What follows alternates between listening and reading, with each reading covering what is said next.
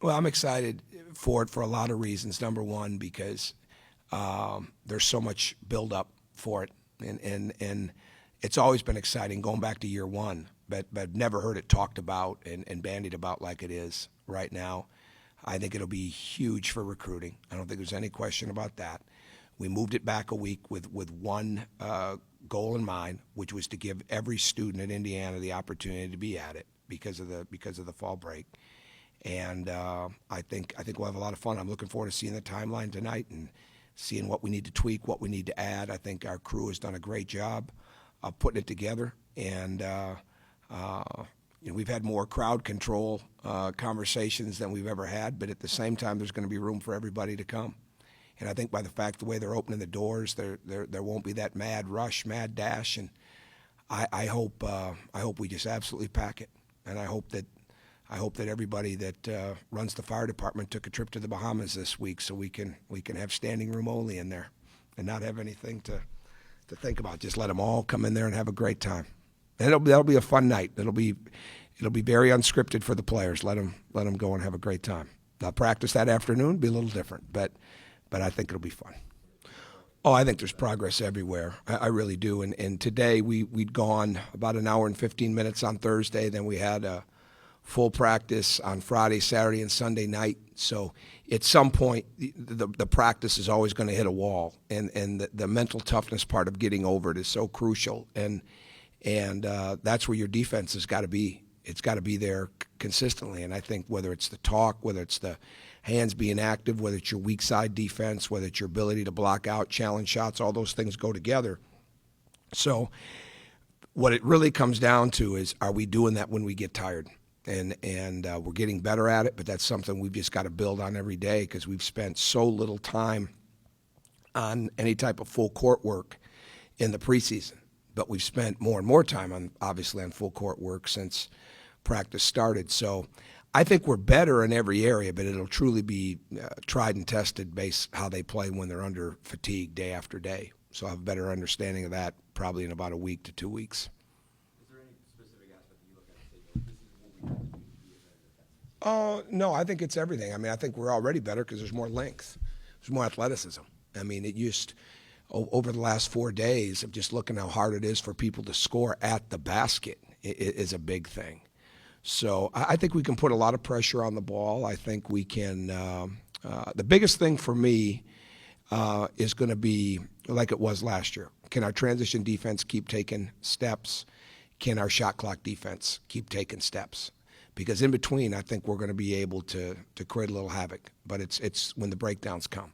And today we threw things out there at them that we had not really taught. We hadn't spent any time on full court pressure since the summer, and we hadn't spent any time on our switching game, where everybody switches until the season, since maybe the VCU game. So to me, that's where trying to create a little chaos here and there and see how they react to that, and then going back and studying on film. That's what's good about this time of year. How much of it at this point is kind of balancing getting the young guys up to speed, but also making sure they don't start hanging their heads because they're overwhelmed? Nah, don't worry about any of that. No, we've got a deep team. I mean, we've got all four new guys can play. I mean, they're going through the the trials and tribulations of day after day, having to bring it, bring that intensity level, bring that mental toughness.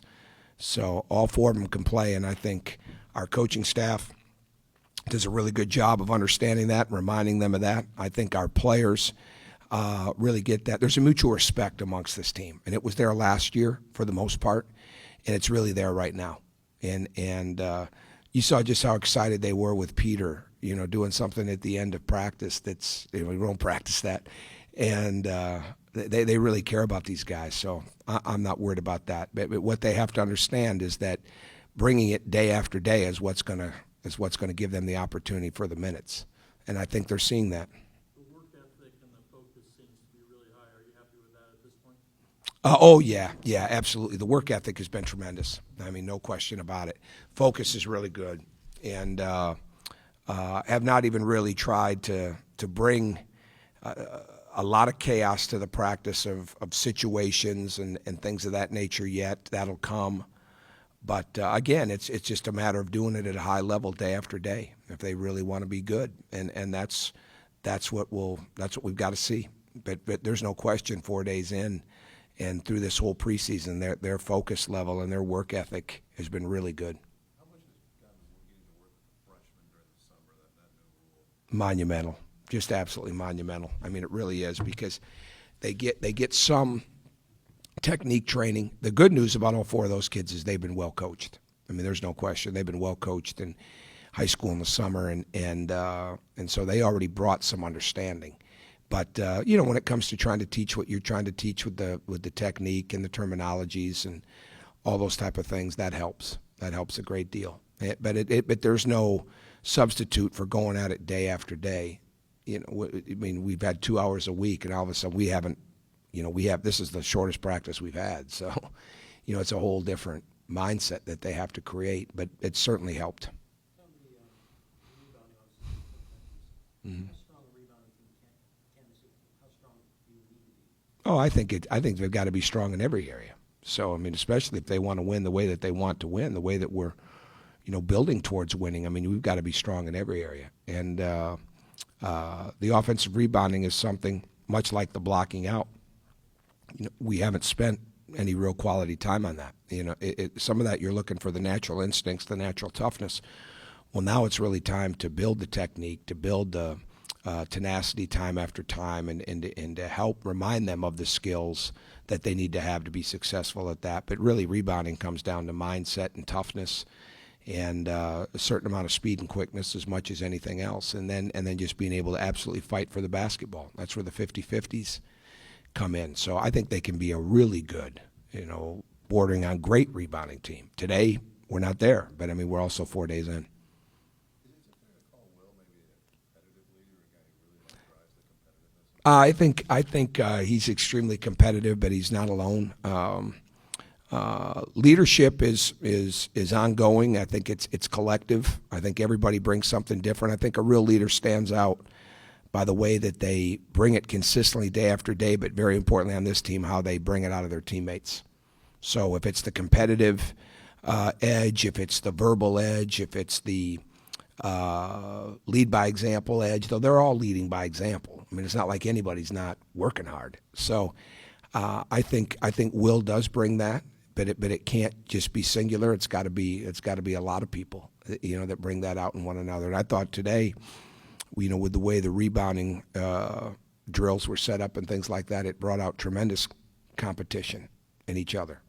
And then Steve McLean made an incredible point about, now we just went on the road and we took a hit from a team, and now they're hitting back again, and they've hit with something else, and we can't lose our edge. So that's what they've got to learn how to do. In terms of getting, stuff out of other guys, has Will kind of made it his mission to go at Hunter, I guess? That was set up by me today. I don't know if I'd say it, because Hunter hasn't had a lot of time.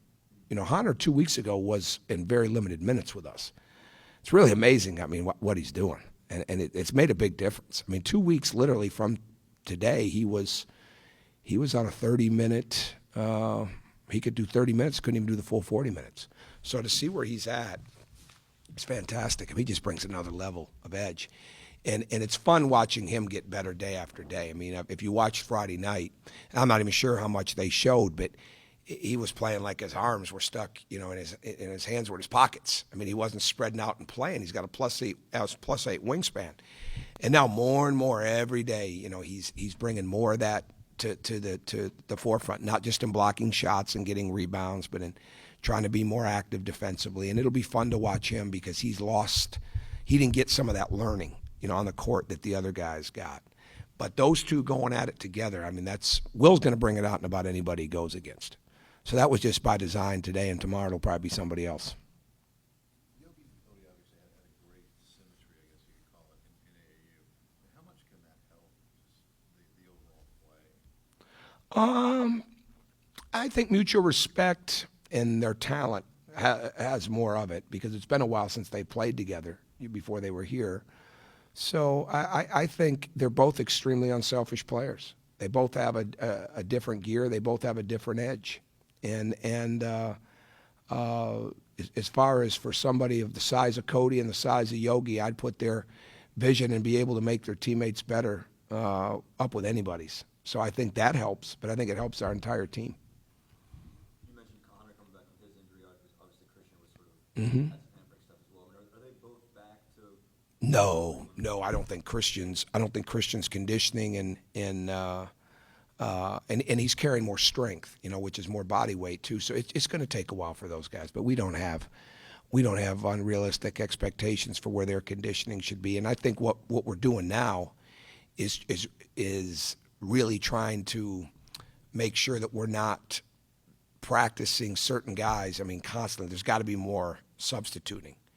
Get to a point, but not really push them above and beyond where they need to be at this point. Kind of pace it a little bit. And it's the same thing with Hunter and Christian. They're going to look a lot different in the next couple of weeks as they get their playing wind, where it needs to be.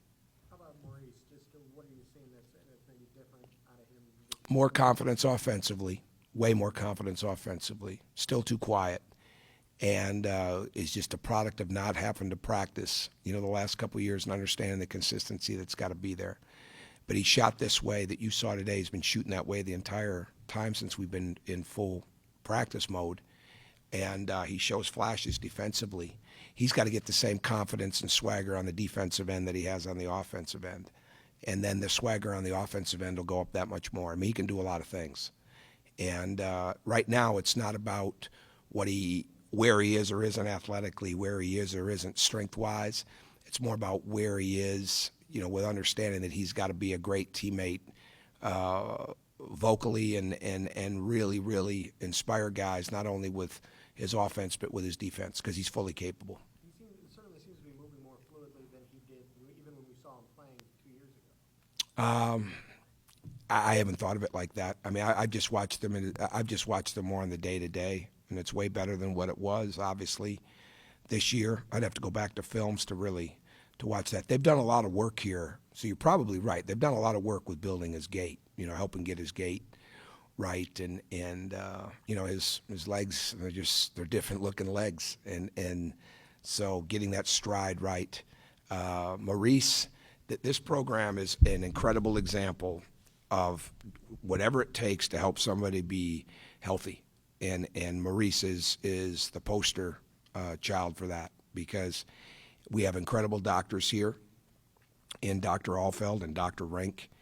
We have an incredible trainer in Tim Garl and strength coach in Janae Jackson, but it's been so many more people that have gotten involved. I mean, there's been no stone left unturned on trying to help him come back from all of this. Whether it was him going to see Dr. Andrews at one point in Atlanta, whether it was gait specialists, I mean, you name it. I mean, we've done everything to help him get back to where he needs to be. And now the mental part is the part that really keeps getting enhanced, and that's where the confidence will come. And again, not measuring him by where his body is, but by where his tenacity is. I know you're not big on comparisons, but have you ever coached a team that had this much depth? No, certainly not. And now we have the depth, but will we be deep? And that's they sound the same, but they're really two different things. Depth a lot of times becomes bodies and athleticism. Deep is when there's not much drop off when you substitute, and then you have a deep team, and that's what we've got to work towards. And I think we have the potential, without a doubt, to be deep and to be able to create some havoc. But that certainly remains to be seen. That's an ongoing thing.